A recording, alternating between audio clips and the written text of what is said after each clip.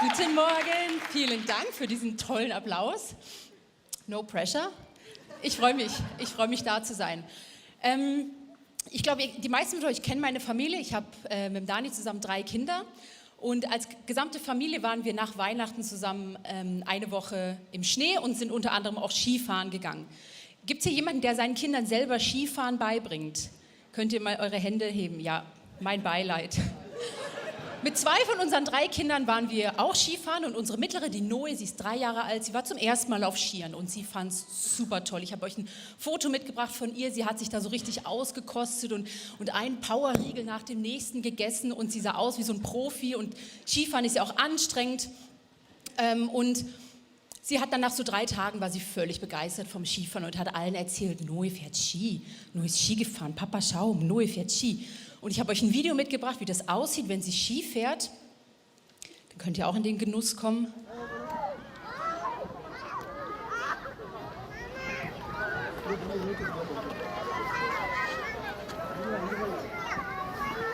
Ja, das ist sehr beeindruckend, total. Also Noe sagt, gell, Noe fährt Ski, aber wenn du genau hinschaust, dann mache eigentlich ich die ganze Arbeit. Das weiß ich deshalb, weil ich es nachher in den Beinen und im Rücken und in den Armen gespürt habe, dass ich die ganze Arbeit gemacht habe, uns da den Berg runterzubringen. Aber Noe fährt Ski. Noe war auch dabei. Aber den Knochenjob, den habe ich gemacht. Ich erzähle diese Geschichte deshalb, weil mir sie in den Sinn kam bei der Predigtvorbereitung. Wir sind in dieser Serie Exodus und wenn du die letzten Wochen da warst, dann weißt du, wir sind jetzt an dem Punkt in der Geschichte angekommen, wo Gott Mose berufen hat, zum Pharao zu gehen, um Freiheit für sein Volk zu bitten. Und was von dann bis zum Auszug, also wo sie wirklich aus Ägypten rausgehen, dieses Volk Israel passiert, hat mich so ein kleines bisschen an Skifahren mit Noe erinnert. Wenn du jetzt diese Geschichte nicht mehr ganz präsent hast, ich werde das nicht alles vorlesen, das sind insgesamt 5 Kapitel, um die es hier geht, dann wären wir in einer Woche noch hier. Aber ich fasse das mal, so gut es geht, mal kurz zusammen, was da passiert. Also Gott hat einen Plan. Er sagt, ich will der Gott von diesem Volk sein. Ich will ihr Gott sein und ich will, dass sie mein Volk sind, dass sie mir dienen. Das geht momentan noch nicht, weil die Israeliten sind in der Knechtschaft unter dem Pharao und unter der Knechtschaft von ihm müssen sie ihm dienen. Sie können nicht das Leben leben, sie können nicht das Land einnehmen, was Gott für sie vorbereitet hat, weil sie geknechtet sind. Und Gott hat einen Plan und bevor er Mose zum Pharao schickt mit dieser Botschaft, warnt er ihn. Weil Gott kennt das Herz des Pharaos und er weiß ganz genau, dass der Pharao kein Interesse daran hat, seine Gratisarbeiter da ziehen zu lassen, weil der Pharao kennt Gott nicht mal. Er hat auch keine Ehrfurcht vor ihm. Warum sollte er auch? Warum sollte er ein Sklavenvolk freilassen und sie einfach gehen lassen? Und Gott weiß das und er schickt Mose dennoch zu ihm und zwar immer mit dem gleichen Auftrag. Jedes Mal, immer wieder sagt Mose zum Pharao, Gott sagt, lass mein Volk frei, denn sie sollen mir dienen. Und wie von Gott angekündigt, ist der Pharao unnachgiebig. Er hat kein Interesse daran, sie ziehen zu lassen, aber auch Gott ist unnachgiebig. Auch Gott meint es ernst. Und dann kannst du dann nachlesen, wie Gott in einer immer schlimmer werdenden Abfolge von grauenhaften Plagen seine Macht unter Beweis stellt. Unter Beweis stellt, dass diese Loser-Götter aus Ägypten ihm nicht das Wasser reichen können, dass er der einzig wahre Gott ist.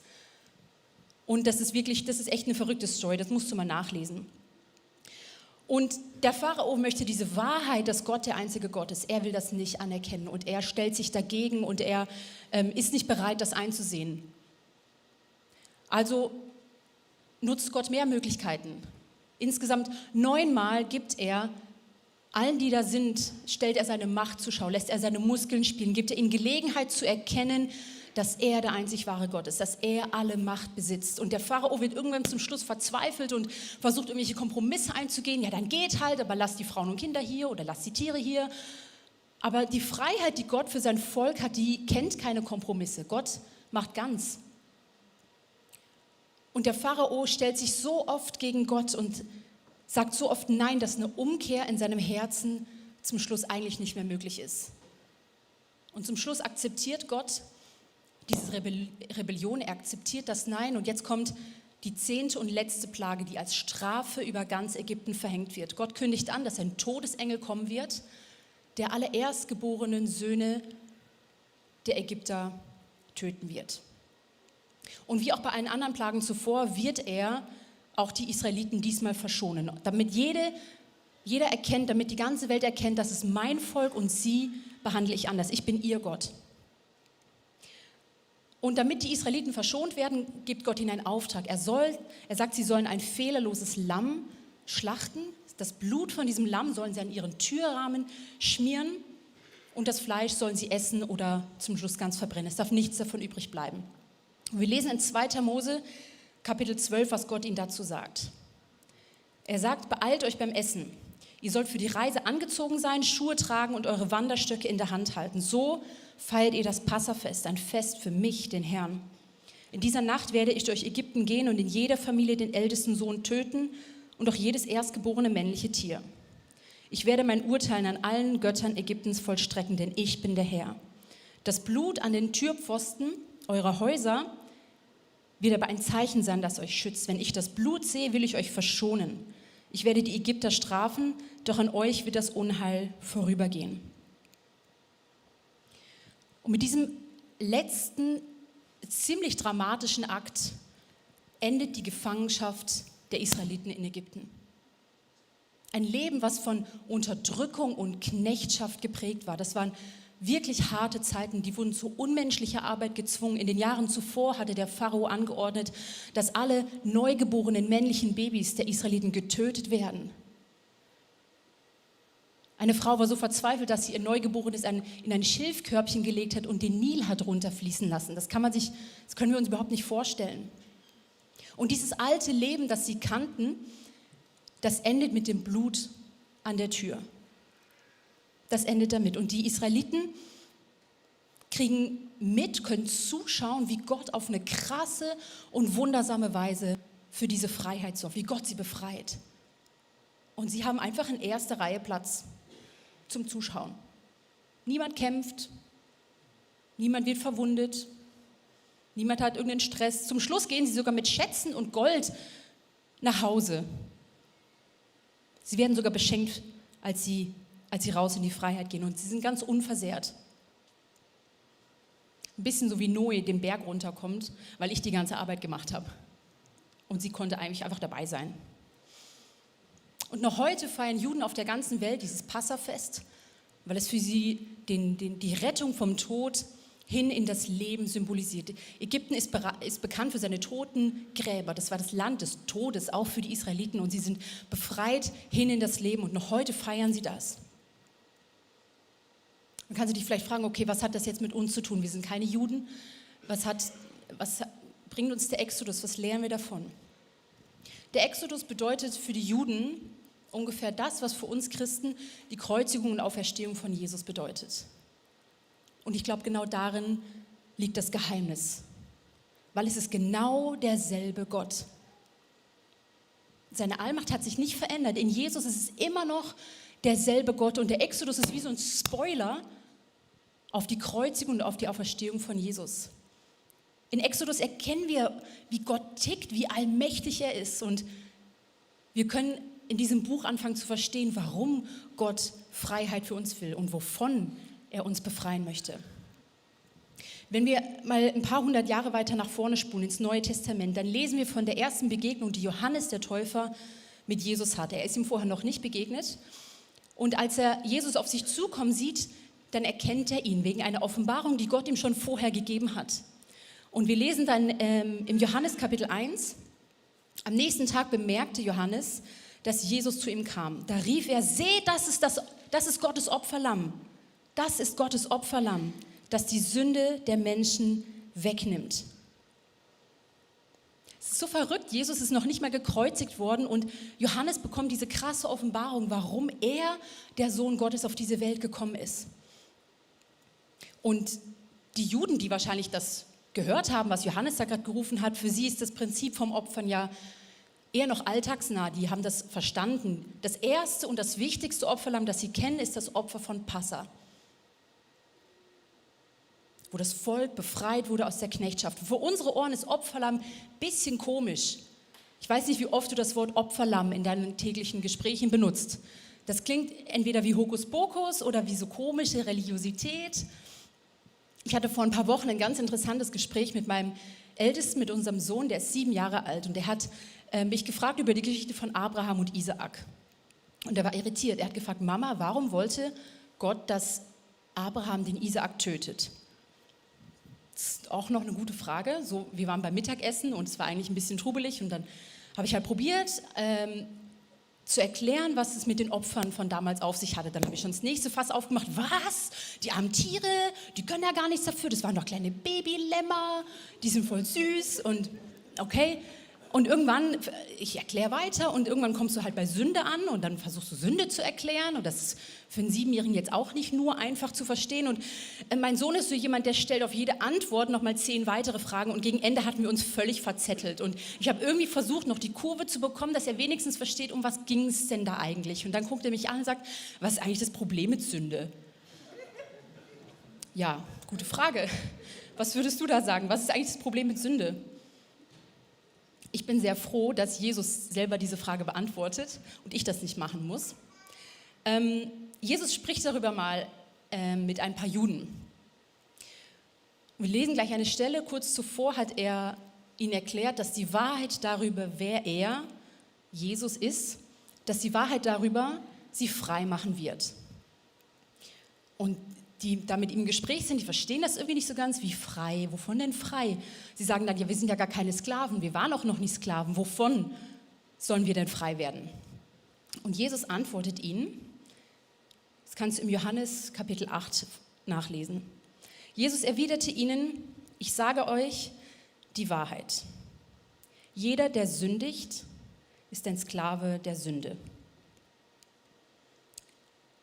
Das ist laut Jesus das Problem mit Sünde. Jeder, der sündigt, ist ein Sklave der Sünde. Ich finde das eine ziemlich unangenehme Wahrheit, weil es bedeutet, dass ein Sklave der Sünde zu sein unser natürlicher Zustand ist. Jesus sagt mal, das wichtigste Gebot ist, Gott zu lieben und meinen Nächsten wie mich selbst. Das ist quasi das Ziel. Wenn du vielleicht irritiert bist von diesem Wort Sünde, dann hast du vielleicht schon mal gehört, wie wir hier da vorne drüber reden. Wir meinen oft das Wort Hamatia. Das ist das griechische Wort und das bedeutet Zielverfehlung. Das steht da, wenn hier Sünde gemeint ist. Sünde ist Zielverfehlung. Und wenn Jesus sagt, das Ziel ist, Gott zu lieben und deinen Nächsten wie dich selbst, das ist das wichtigste Gebot. Und Gott zu lieben würde bedeuten, Gott zu dienen, seine Gebote einzuhalten, Gott zu vertrauen, ein Leben zu leben, das Gott ehrt und das ihm gefällt. Mich selbst und meinen Nächsten zu lieben würde bedeuten, mich und andere so zu sehen, wie Gott das tut. Und nichts in Taten oder Worten oder Gedanken zu tun, was mich oder andere zerstören könnte. Und ich kenne niemanden, der dieses Ziel erreicht.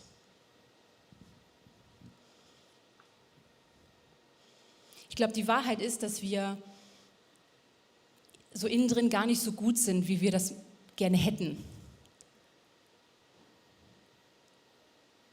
Oder dass wir gar nicht so gut sind und so liebevoll, wie wir uns das wünschen. Die Wahrheit ist, ich bin sogar am lieblosesten zu den Menschen, die ganz nah bei mir sind, die mir am nächsten kommen, die mich am meisten erkennen.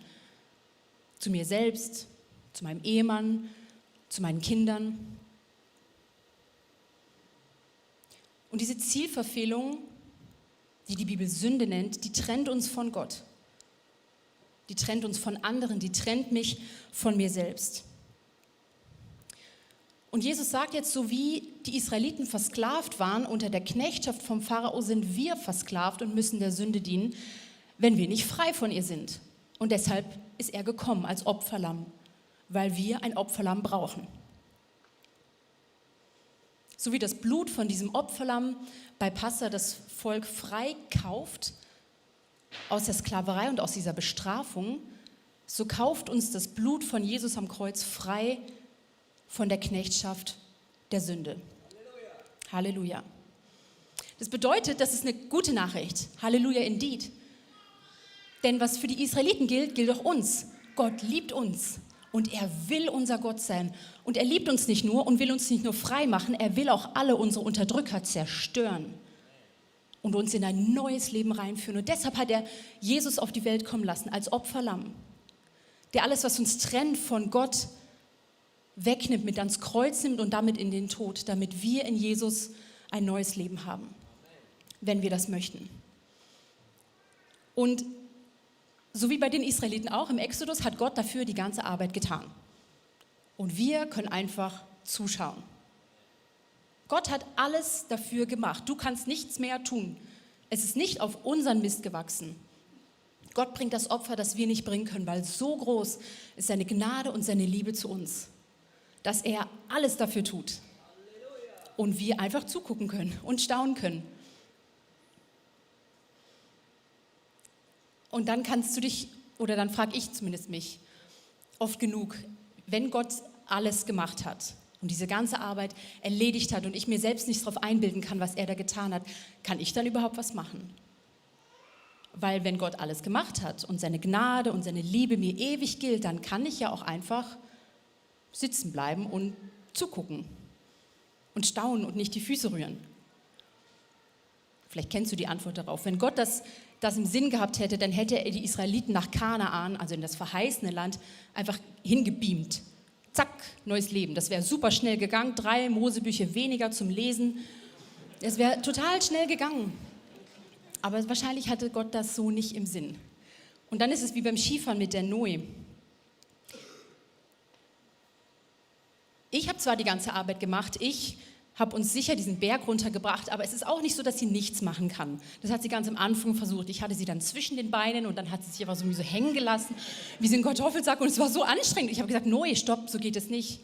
Du musst schon selber auf deinen Skiern stehen. Du musst schon nach vorne gucken, du musst dich festhalten bei der Mama. Dann hat sie das dann verstanden und dann habe ich sie neben mir fahren lassen und dann hat das auch viel einfacher geklappt. Also nichts tun ist irgendwie nicht so ganz die Idee. Deswegen schauen wir nochmal zurück auf diesen Exodus und schauen, nachdem Gott jetzt alles gemacht hat und krass seine Muskeln halt spielen lassen und gezeigt hat, ich bin Gott und ihr seid's nicht. Was ist denn diese vielleicht verhältnismäßig kleine Aufgabe, die die Israeliten hatten? Und das erste, glaube ich, ist ziemlich straightforward. Das erste ist sich erstmal Ja sagen. Ja, okay, ich bin dabei bei diesem Plan, hier wegzugehen. Ja, ich finde es gut, Sklaverei ist blöd. Und ich möchte auch jetzt gern was anderes. Ja Gott, ich bin dabei. Wie Noe ein Jahr braucht zum Skifahren. Wenn sie nicht Lust hat zum Skifahren, dann brauche ich mit ihr nicht diesen Berg runterfahren, weil dann macht das niemandem von uns Spaß.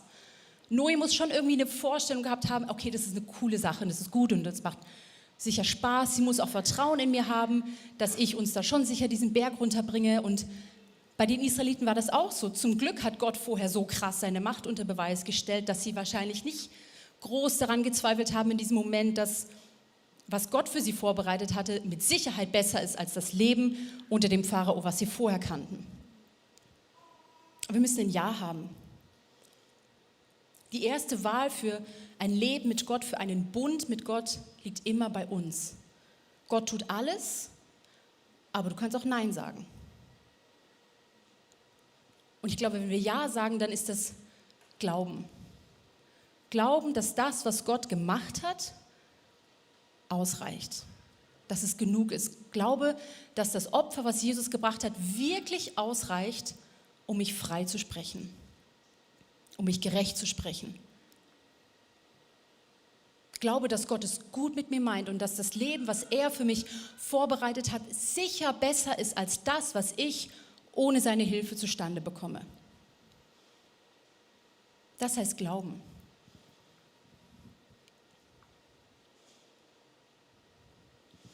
Die Bibel sagt, wenn wir Jesus als dieses Passahlamm annehmen, als dieses Opferlamm, das, was er getan hat, dann sind wir tatsächlich frei von der Sünde und müssen ihr nicht länger dienen. Sind wir frei aus dieser Knechtschaft. Und dieses Ja drücken wir in der Taufe aus. Und Paulus schreibt mal darüber, was bei der Taufe passiert. In Römer Kapitel 6 sagt er, letztendlich geht es doch darum, unser früheres Leben endete mit Christus am Kreuz. Unser von der Sünde beherrschtes Wesen ist damit vernichtet und wir müssen nicht länger der Sünde dienen. Das bedeutet, ich muss nicht länger alte oder destruktive Verhaltensmuster oder Gedanken bedienen. Ich muss nicht mehr Angst oder Zweifel oder Minderwert siegen lassen. Ich muss dem nicht mehr dienen. Das knechtet mich nicht mehr. Ich kann das loslassen. Es bedeutet, ich kann Scham loslassen über Fehler, die ich gemacht habe, über Dinge, die ich getan habe, über Sachen, die ich gedacht habe, von denen ich weiß, das ist nicht gut. Es bedeutet, ich kann das loslassen. Es bedeutet, ich kann den Schmerz heilen lassen, den die Fehler, die andere vielleicht an mir begangen haben, ausgelöst hat in meinem Leben.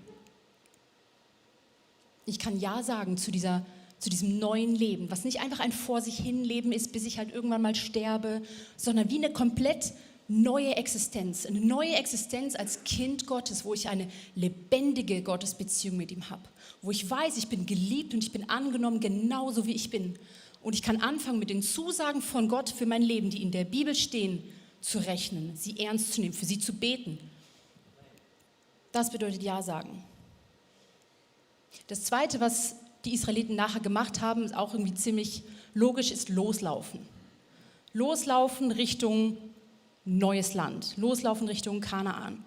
Sie konnten ja nicht stehen bleiben, sie waren in Ägypten, sie mussten irgendwie das hinter sich lassen, dieses alte Leben, diese Knechtschaft, vielleicht auch die Lebenskultur, die sie sich angeeignet haben unter den Ägyptern, die mussten das wie zurücklassen und loslaufen. Wenn das alte Leben mit dem Blut an der Tür endet, dann beginnt das neue Leben mit dem ersten Schritt raus in diese Wildnis, wo sie auch nicht so genau wussten, was kommt da auf sie zu.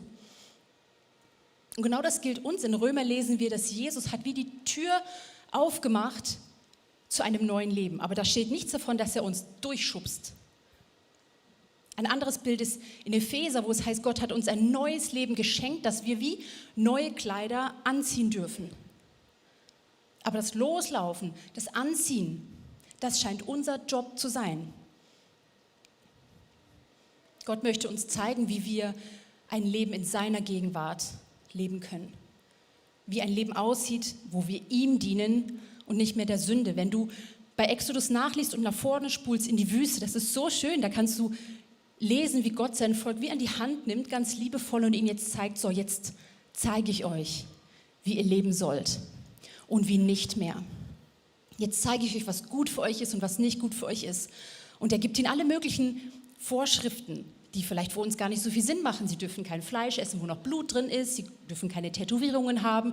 Sie bekommen alle möglichen Hygienevorschriften. All das, damit sie sich abheben von allen anderen Völkern in der Zeit, die geglaubt haben, dass Blut zu trinken sie kräftig macht oder sonst was. Sie haben sich Bildern von irgendwelchen Göttern tätowieren lassen und Gott wollte, hey, ihr seid anders.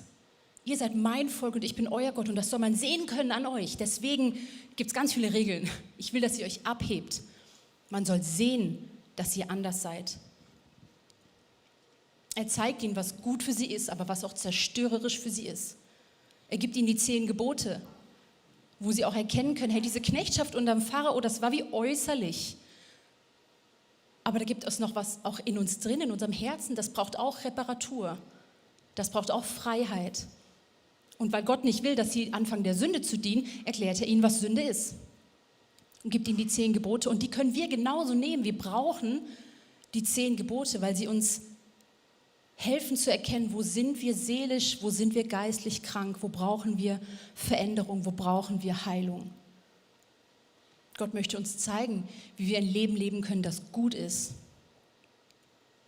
Und die Bibel ist wie ein Spiegel, in den wir schauen können. Ein Spiegel, der uns zeigt, was wir vielleicht selber gar nicht sehen. Ein Spiegel, der uns zeigt, wo brauche ich denn diese Heilung? Wo brauche ich denn Veränderung? Was wir mit unseren eigenen Augen vielleicht gar nicht gesehen hätten. Wenn du merkst, das ist etwas, wo du mit strugglest, wo du gar nicht weißt, wie das geht. Ja, wie kann ich denn loslaufen? Wie kann ich in diese Freiheit reinkommen? Wie kann ich die Bibel als Spiegel benutzen? Dann lege ich dir ans Herz, melde dich an für Get Free. Es startet im Februar und es hat noch freie Plätze. Das wird dein Leben verändern, glaube ich. Nein, davon bin ich überzeugt. Und das neue Leben, was Gott jetzt da vorbereitet hatte für die Israeliten und auch für uns, das bedeutet nicht, dass wir keine Fehler mehr machen dürfen, dass wir alles richtig machen sollen. Halte dich an all diese Gebote, sonst kommt es echt blöd. Gott geht es um unser Herz. Es ging ihm schon immer um unser Herz. Das erkennen wir später, einige hundert Jahre später im Neuen Testament bei den Pharisäern.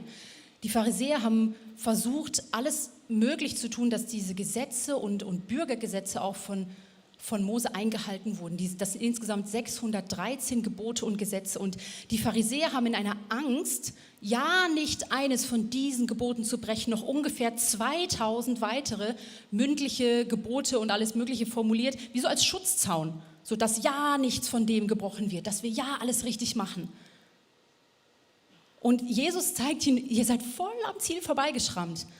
Es ging überhaupt nie darum, dass ihr alles richtig macht. Es geht um euer Herz. Gott will unser Herz.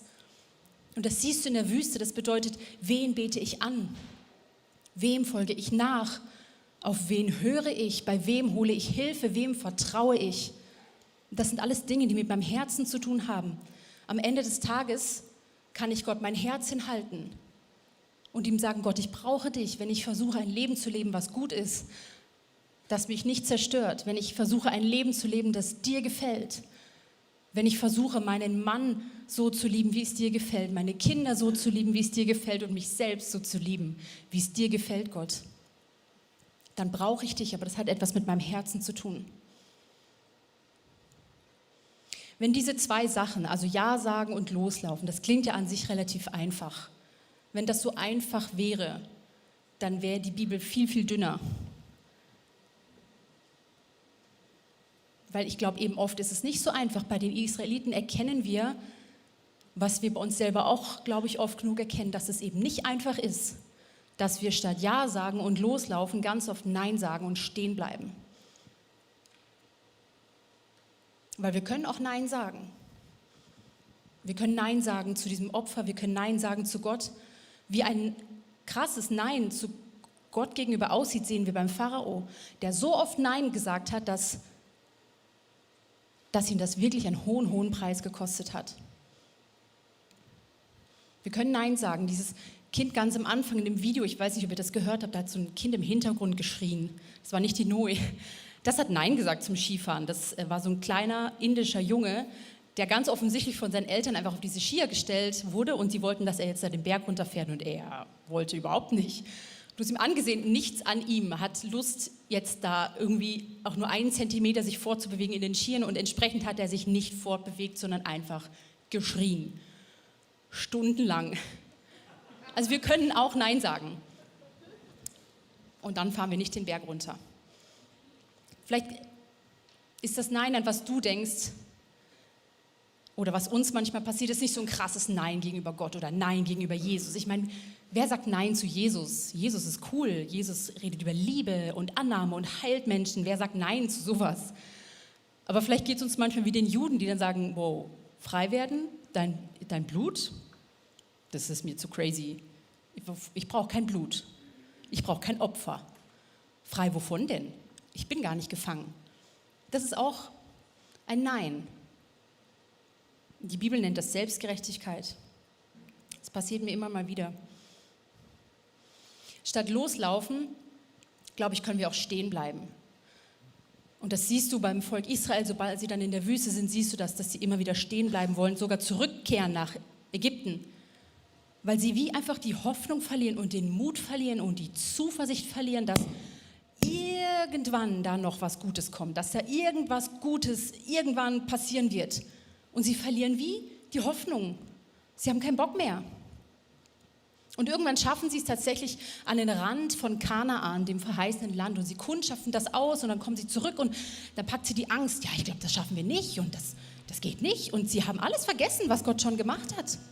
Und sie laufen nicht los.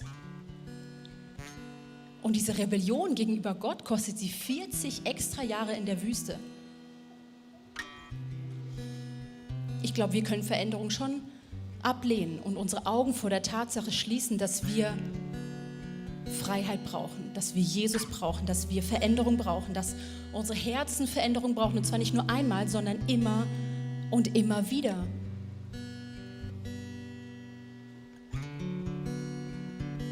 Ich weiß, dass Gott den besten Plan für mich hat und dass er am besten weiß, was gut für mich ist. Aber ganz oft bin ich wieder selber der Boss von meinem eigenen Leben. Und möchte selber entscheiden. Ich weiß schon, was gut für mich ist und ich weiß schon, was ich jetzt gerade brauche, statt ihn zu fragen. Weil ich weiß, dass er es besser weiß, aber ich will dann selber entscheiden. Und das ist dann wie in alten Kleidern rumlaufen. Die passen mir nicht und die stehen mir nicht und meistens sehen es die anderen auch.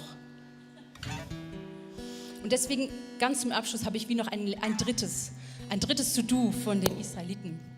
Bevor sie ausziehen aus Ägypten, gibt Gott ihnen einen Auftrag. Er hat ihnen gesagt, wie sie dieses Passafest feiern können mit dem Opferlamm. Und er sagt ihnen, ab jetzt beginnt euer Kalenderjahr in genau diesem Monat. Genau dann, wann ihr Passa feiert. Und jedes Jahr sollt ihr Passa feiern. Jedes Jahr an diesem Tag. Damit ihr euch erinnert. Ich finde das so cool, dass Gott unsere Vergesslichkeit einkalkuliert in seinen Plan, uns zu retten. Er weiß, dass wir vergessen. Und ich glaube, besonders in Zeiten, wo es schwierig ist und wo es hart ist und wo es mühsam ist und wo wir nicht sehen, wo kommt jetzt hier das Licht, genau dann vergessen wir. Genau dann vergesse ich.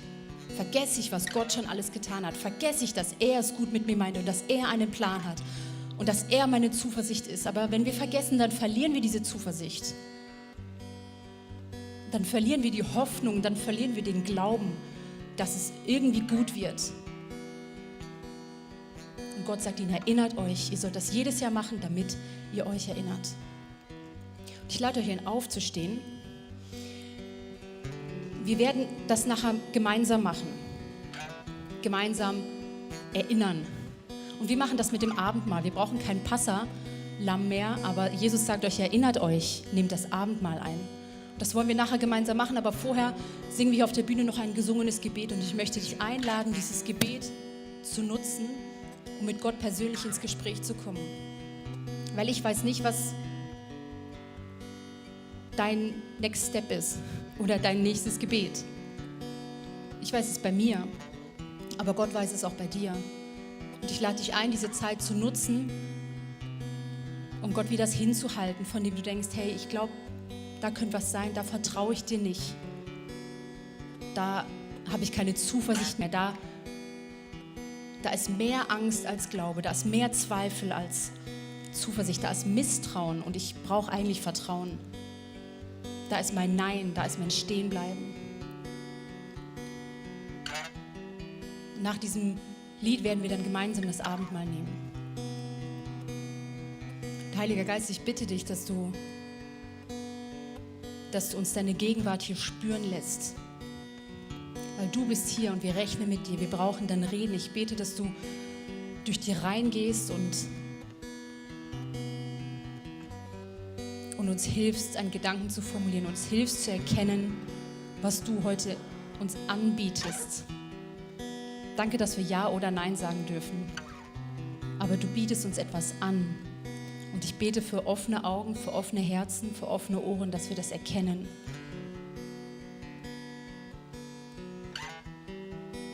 Danke, dass wir deiner Liebe gewiss sein dürfen. Und wir brauchen auch dein Reden heute Morgen. Danke, dass du jetzt sprichst.